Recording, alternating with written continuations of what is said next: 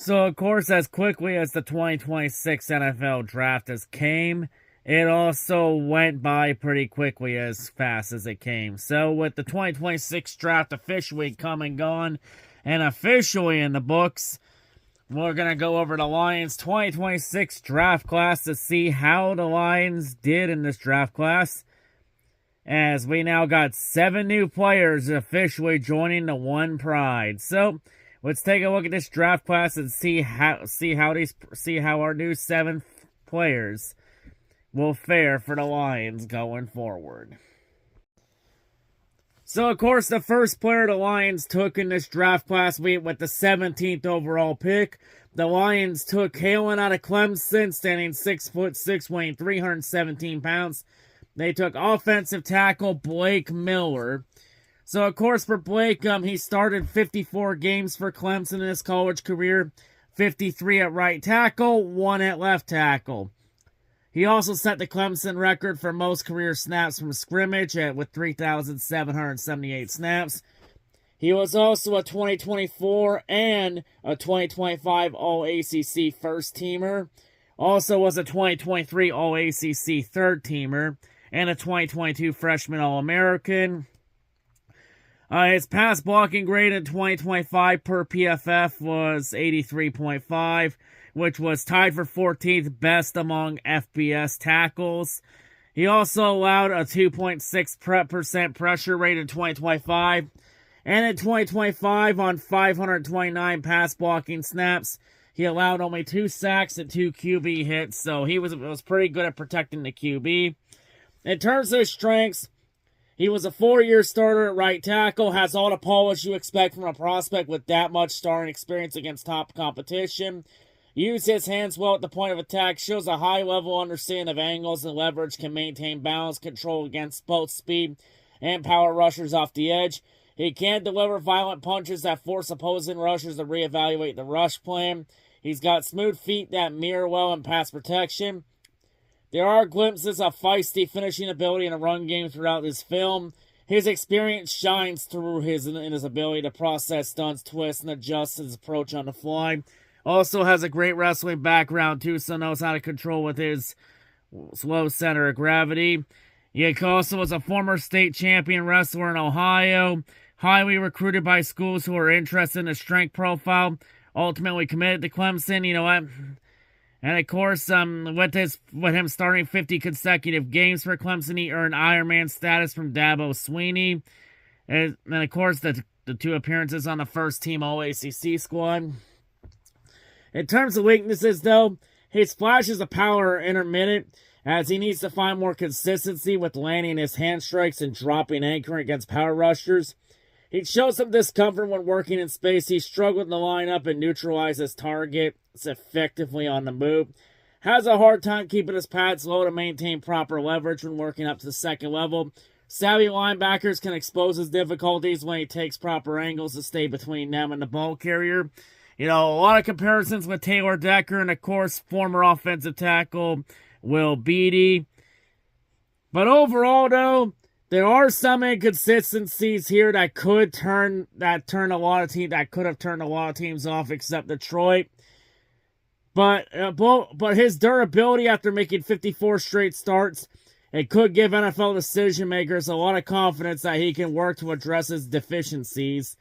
And he's in a pretty good situation too, since he'll be under the tutelage of Hank Fraley, who's one of the top offensive line coaches in the league. And you also get to learn under Penei Sewell as well, when Sewell is arguably one of the top blindside tackles in the league as well.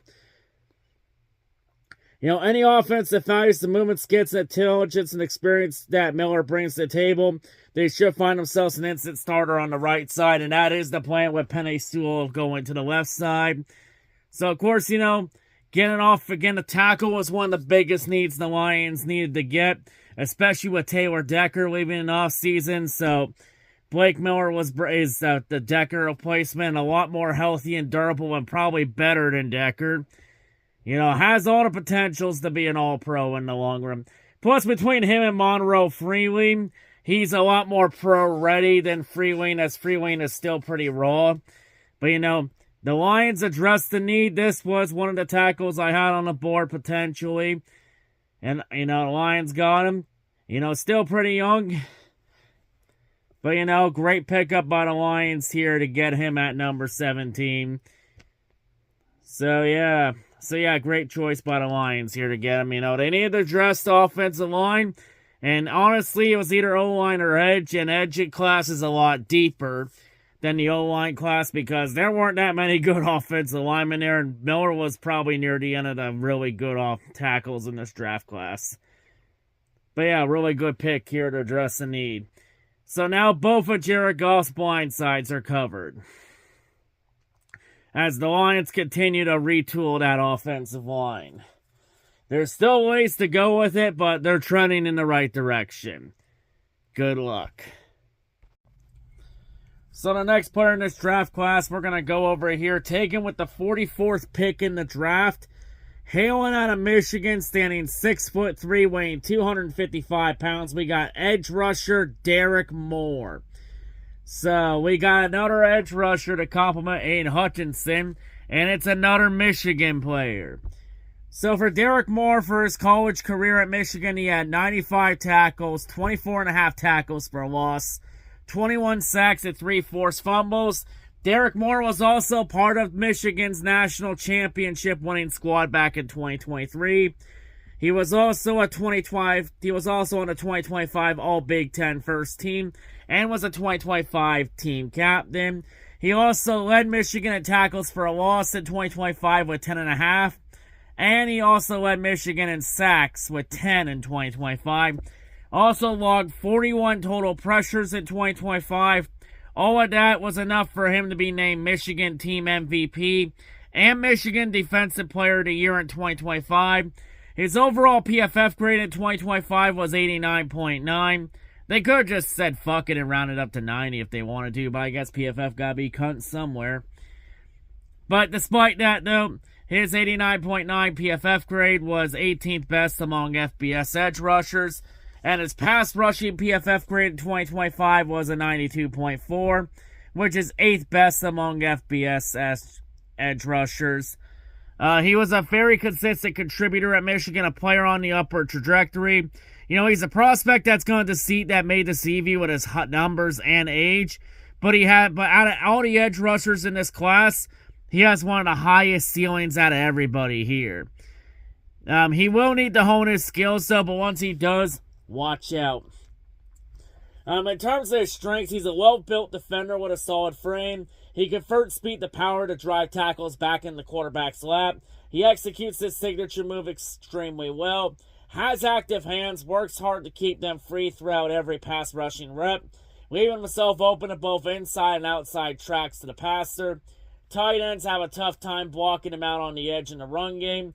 His breakout 2025 campaign, and then that 2025 campaign, he had 30 tackles, 10.5 tackles for loss, and 10 sacks, and 3 QB hits, and 2 forced fumbles with a fumble recovery, and 3 passes blocked.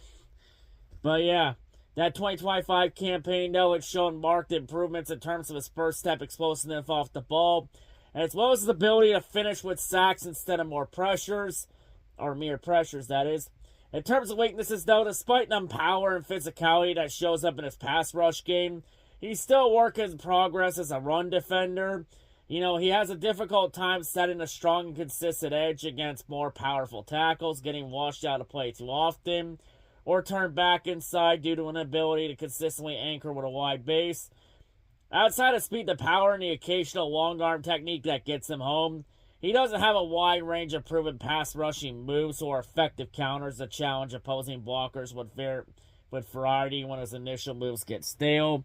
He has a lot of comparisons to Kenny Clark on the Dallas Cowboys. But overall, though, he enjoyed a breakout campaign with double-digit sacks for Michigan last year. Also had an impressive showing during the Senior Bowl practices. Needs to develop a more variety pass rushing plan and improve his overall run defense if he wants to be an every down player in the NFL. But worst case scenario, he has a bright future as a situational pass rusher that's capable of making big plays on third down. And I think that's what the Lions are more looking like they're going to be doing now, is focusing more on the pass rush instead of stopping the run, just based on how this class goes overall. But yeah, this also addressing another big need on the Lions, because for the last couple years, we've been trying to find another edge rusher to perfectly complement Aiden Hutchinson, to get some pressure off Hutch so Hutch can possibly break out and get even better. There's only so much we can do with defensive tackles before we say, we need another edge rusher, because Hutch cannot do it on his own. Like, if Hutch gets stopped, there's no pass rush. But the Lions seem like they're changing their defensive philosophy, and it starts here with Derek Moore here at pick number 44. Another solid pick. And, of course, a lot of the Lions fan base will like this pick, especially considering he's a Michigan boy, considering that he played for Michigan. I think the only part of the Lions fan base that will hate this pick is the Michigan State portion of this fan base, because Michigan State fans will hate it by default because he played for Michigan. And let me just say this here right off the bat. I don't give a flying fuck where Derek Moore played. I don't care if he played for Michigan. Hell, I don't care if he played for Ohio State or Michigan State. It's all about what can he do at this level. Where you played in college is irrelevant once you get to the pros. But of course, Lions fans, to say that in terms of common sense with some Lions fans, especially the Michigan State ones, common sense doesn't really exist in their dictionary, as they ain't the brightest tools in the box, that's for sure. So the next player we're going to go over here at pick 118, tailing also out of Michigan, standing 6'2", weighing 238 pounds, we have linebacker Jimmy Rolder. So, yeah, Detroit Lions took 2 players out of Michigan. I wonder if this was just Brad Holmes doing fan service for the Lions, just so the fan base gets off Brad Holmes' ass about being complacent and shit in free agency. Wouldn't be that surprising. I mean, hey, maybe but hey, knowing that good chunk in the Lions fan base are Michigan fans, maybe that'll get enough for the fan base to just shut up and let Brad Holmes do his goddamn job and cook. Like, seriously, so I wouldn't have doubts, Brad. Like, some people just need to shut the fuck up and let Brad do his job already. But anyway, enough about talking about Brad Holmes. Let's get back to the class. So, Jimmy Rolder out of Michigan. In his NCAA career at Michigan, he had 118 tackles, 9 tackles for a loss, 2 sacks, and 1 interception. He was also part of the Michigan's national championship winning team in 2023. He was also on the All-Big Ten second team in 2025. Led Michigan with 73 tackles in 2025. His PFF run defense grade in 2025 was an 80 on the flat. Didn't allow a TD on 31 targets in 2025. And his overall PFF grade in 2024 was 83 on the dot. And I'll be honest, I think he's more of a special teamers, to be honest, or a situational. Someone that can go in for situational downs. Like, I honestly feel like could become the next future Malcolm Rodriguez replacement, because Rodriguez only signed on for 1 more year. I definitely think he could. I think he's gonna be more contributor to special teams. I think maybe with him going to possibly on special teams, that could take Jack Campbell off of that, so Jack Campbell could just continue being a starter on the defense and not have to worry about special teams, so Campbell continuing to be the old pro that he is. Take some pressure off him. But yeah, I think down the line, I think Rolder is going to be the eventual successor for Malcolm Rodriguez, because there's a chance Rodriguez could be gone after 2026, since he only signed on for 1 more year. But definitely some solid production out of him. And of course, what would make Michigan State fans even more pissed about the Lions taking 2 players out of Michigan? Well, the Lions admin for Michigan admin showing this picture here of both Derek Moore and Jimmy Rolder going after Michigan State QB. And Michigan State fans crying wolf over it on Twitter. Like, the funny thing about that picture was, Michigan didn't even get a sack on that play. And plus, the QB in that pitcher, Michigan. Let me ask you a question for the Michigan State fans. The QB in that pitcher, isn't that the QB you Michigan State fans said was a fucking bum and ran out of town to be the backup now at Northwestern? Or are we just going to ignore that little context there, just so you Michigan State slappies can push your anti-Michigan agenda? And plus, you know what? In terms of respect or any of that crap, I mean, Michigan State's been dog shit for so many years in football. You honestly haven't done anything to earn respect. So you want respect? Get play better. Maybe even beat Michigan at some point. Some you haven't done since 2021. And you will continue to be little brother until otherwise. I mean, Michigan State fans are already pissed that they lost basketball to Michigan now. And it's only a matter of time until you lose hockey to Michigan. And then baseball. And then whatever fucking sport you want to leech onto next and pretend you care about. Because honestly, if you Michigan State fans want to keep crying about Michigan so much because the Wolverines lived that rent-free in your head, then Michigan won't stop until they take everything from you. But in terms of Jimmy Rolder, really solid pick out of him. And all I say to Michigan State fans is you could cry me a fucking ocean, or you can do what I told you to do in the past, and that's take the fucking gear. If you have a problem with how the Lions social media wants to celebrate 2 Michigan players being drafted to the Lions, then do me a favor, take the fucking gear off and go root for a different team and get the hell out of my face. But Jimmy Rolder, don't get out of my face yet. Stay here and fuck shit up. Maybe the Michigan State fans will come around to you, but I do have my doubts.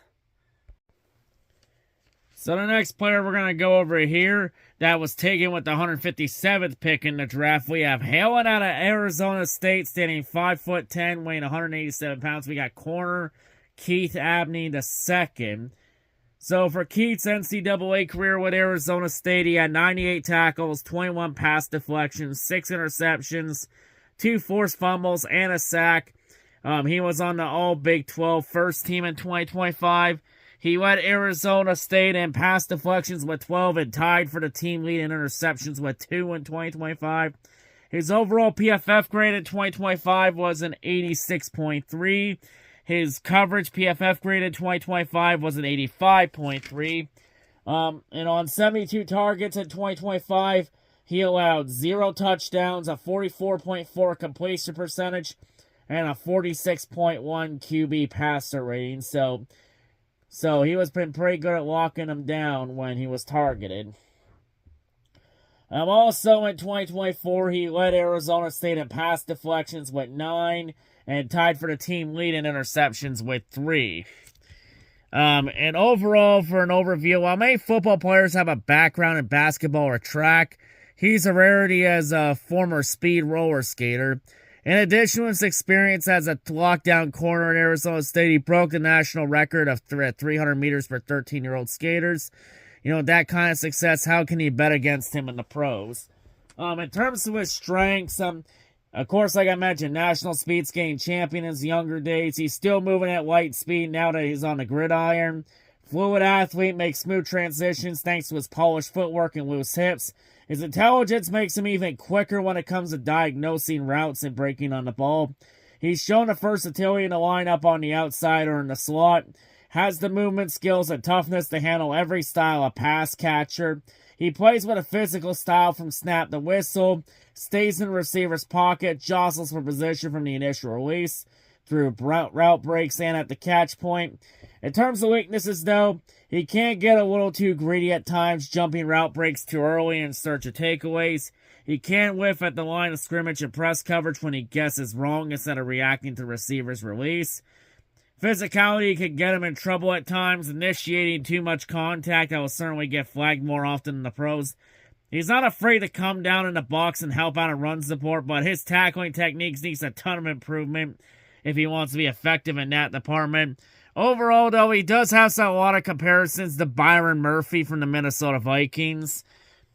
But overall, he's a well-rounded player, strong blend of physical and mental tools. He has the inside-outside versatility, complete skill set to make him valuable at the next level.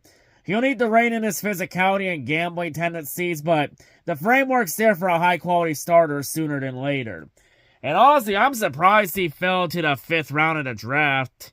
Like, honestly, a lot of the draft reports had him going in the 2nd round, and there was no real list of any injury history from him, so I'm kind of wondering how the hell he fell to the 5th round. Like, all signs point to him being at least a day 2 pick. But honestly, Abney, it gets the Lions some much-needed corner depth. Definitely, I think, a long-term replacement for Amik Robinson, getting some long-term corner depth. Has the potential to be the Lions' future lockdown corner. Like, Abney in the 5th round was an absolute steal from the Lions.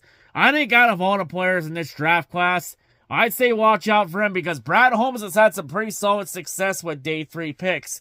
I mean, day 3 was where the Lions got Amon-Ra St. Brown back in 2021. So I say watch out for him. I think he could be someone to keep an eye on in 5 years from now.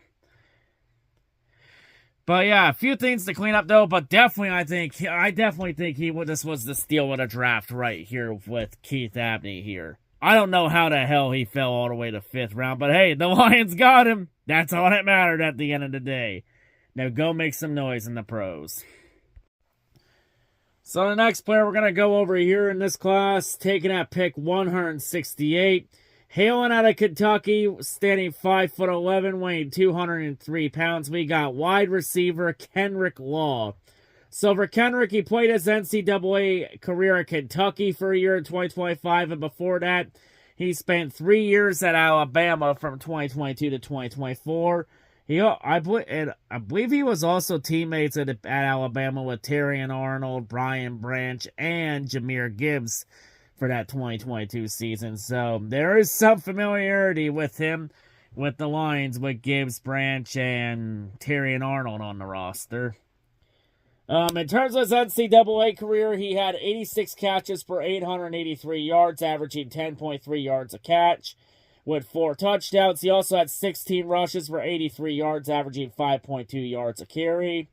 He also had 31 kickoff returns for 710 yards, averaging 22.9 yards per return. So he offers a lot of value at special teams.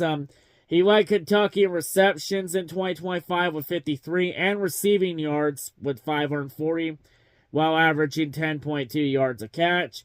93.5% of his receiving yards in 2025 also came via yards after the catch. And where in 2025 he had 505 yards after the catch. He's ranked 10th among FBS wide receivers with 9.5 yards after catch per reception in 2025. He was also 4th in the SEC in kick return where he averaged 23.8 yards per return. And when he was also 5th in kick return yards with 405 in 2025.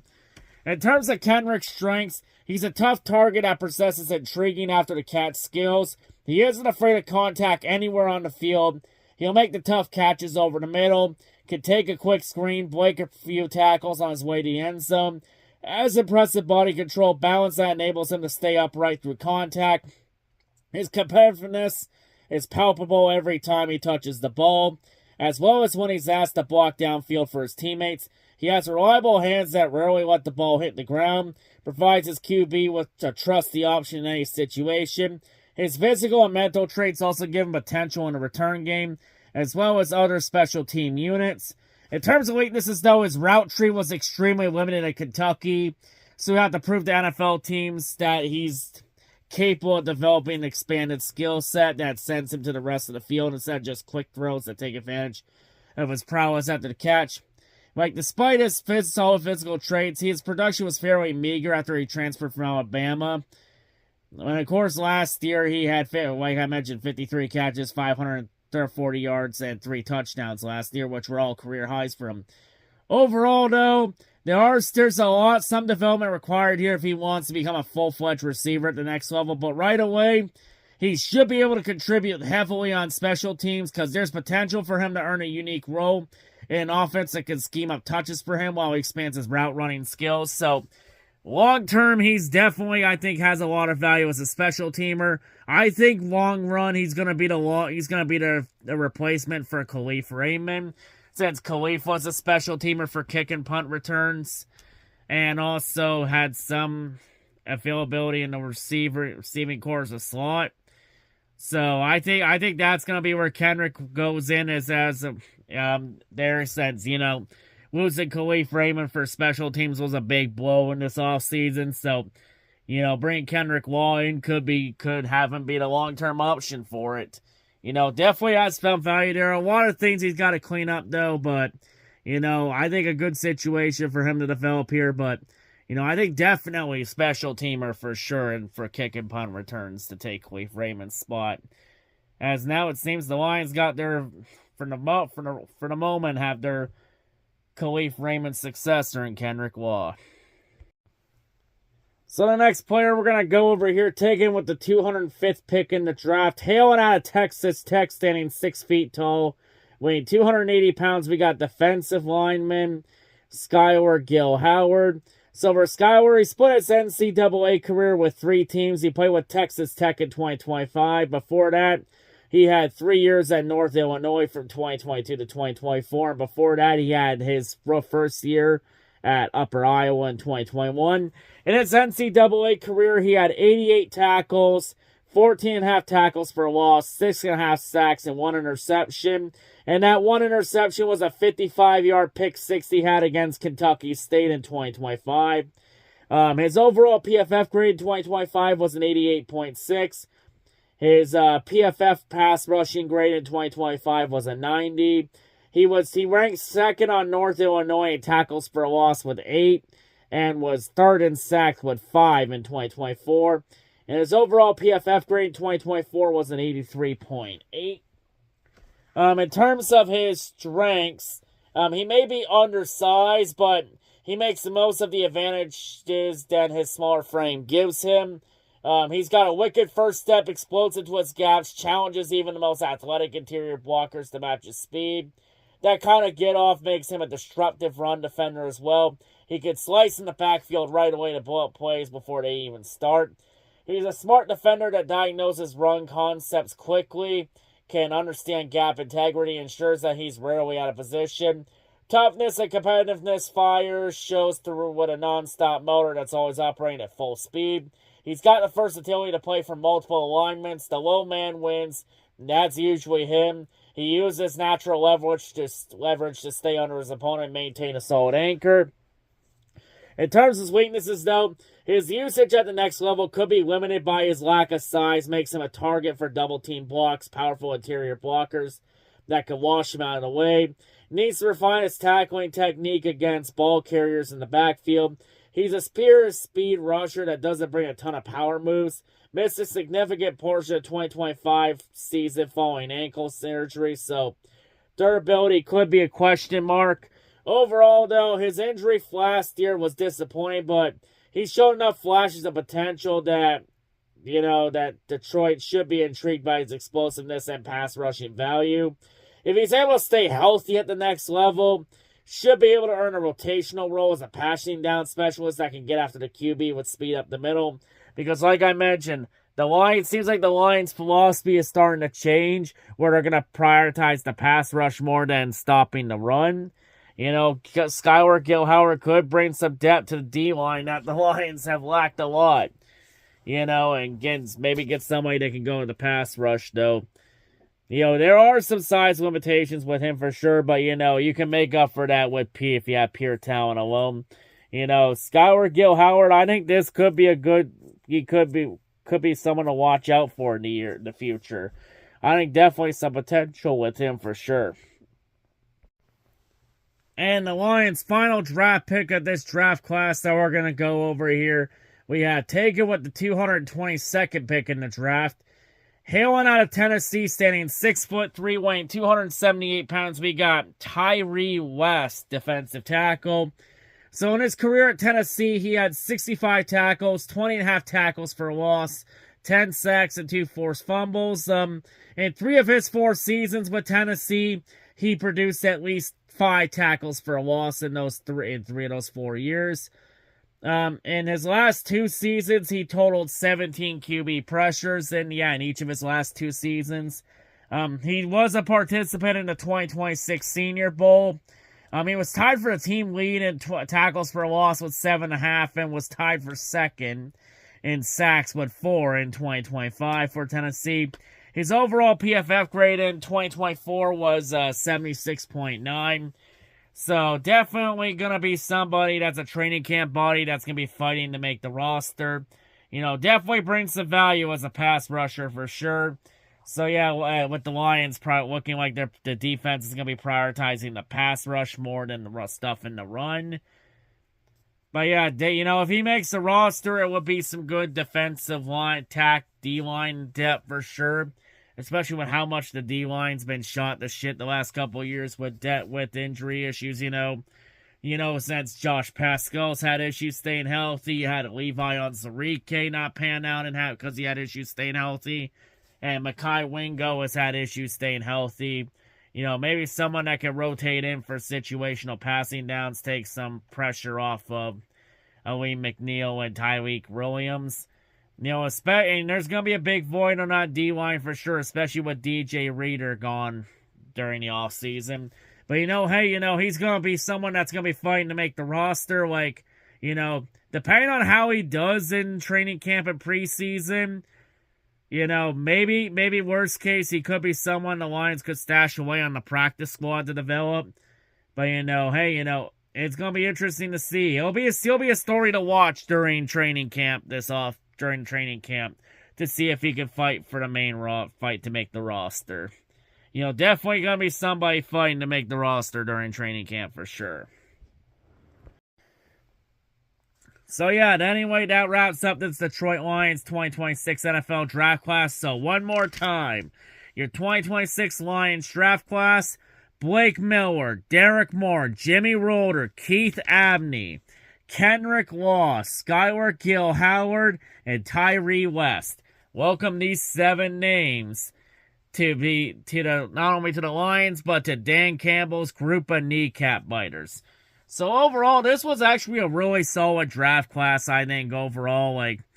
Brad Holmes and Dan Campbell and the Lions and company, they did a really good job addressing really all the needs the Lions had on the roster. They needed to get an offensive tackle. They got that with Miller. They needed to get an edge rusher to complement Hutchinson. They got that with Derek Moore. They need some D-line depth. They got that with Gill-Howard and West for pass rushing too. They need a long-term replacement on special teams for Kendrick Law. They got that for Khalif Raymond. They got that with Kendrick Law. They have potentially a potential replacement in the future for Malcolm Rodriguez. Got that with Jimmy Rolder. All 7 players all could play a big role for the Lions in the future. The key takeaways I take out of this draft class was the Lions addressing the trenches first. So I think that was shown with the Blake Miller pick.